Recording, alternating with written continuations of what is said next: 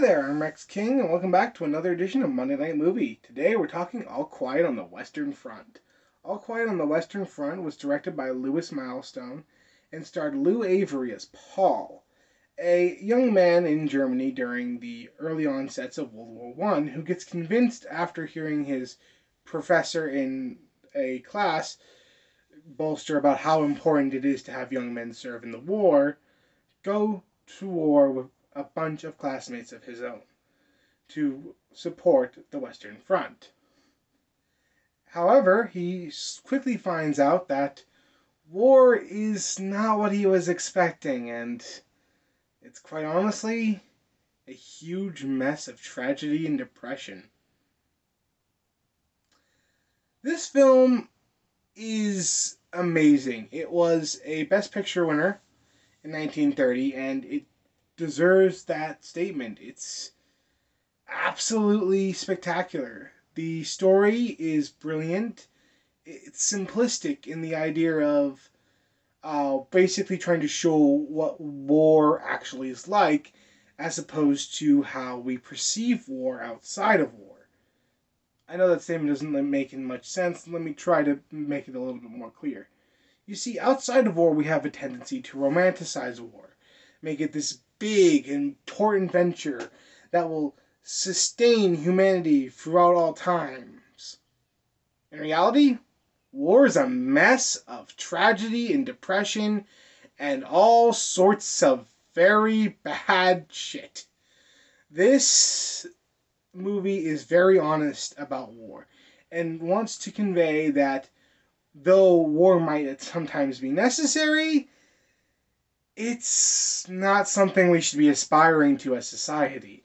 And it does this well, especially with how it's shot and how it's portrayed.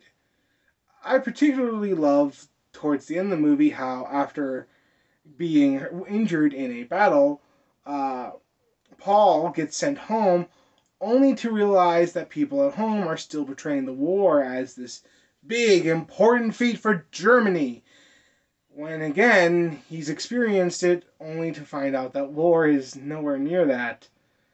And he's depressed to find that no one at home fully understands what he's going through or what the war actually is.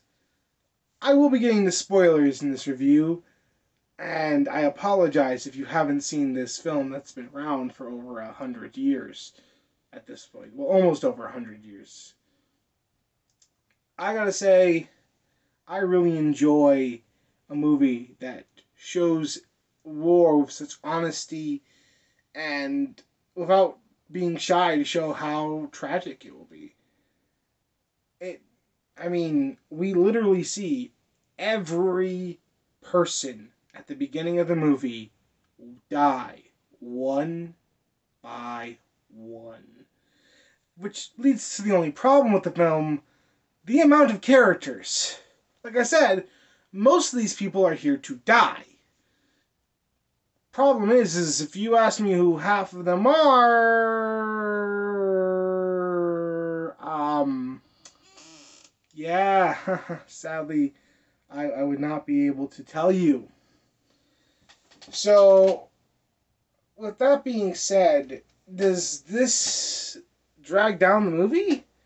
Not really. Like I said, you understand that most of these people are here to die, and as long as you can latch on to one character, or two characters in my case, I latched on to the character of Kat, played by Lois Wolheim. He's basically the head of the army unit that they're a part of, and the main character, Paul.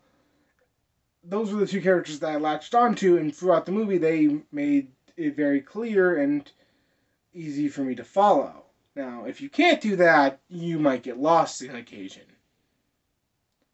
Now, I said earlier that there are some great shots in this film, and man, do I mean it. I gotta say, for a film that's shot in 1930, it's spectacular to see how well it's aged. Especially, in my opinion, the best shot in the movie, the last shot, where our main character is just reaching out towards a flower before he is shot and killed, and his hand just falls near the flower. Fun fact about that shot, it was an afterthought. They didn't really feel like they had a good ending for the film, so they decided during post to shoot this really beautiful scene, but the actor wasn't available, so they got somebody else to reach their hand out and, well, die. I thought that was interesting. Anyway, this film is perfect. I really appreciate films that don't shy away from how brutal war can be and take what we as a society portray as war and go like, hey, this is not right. War is not something we should be aspiring to. It's not this grand venture. It's a mess.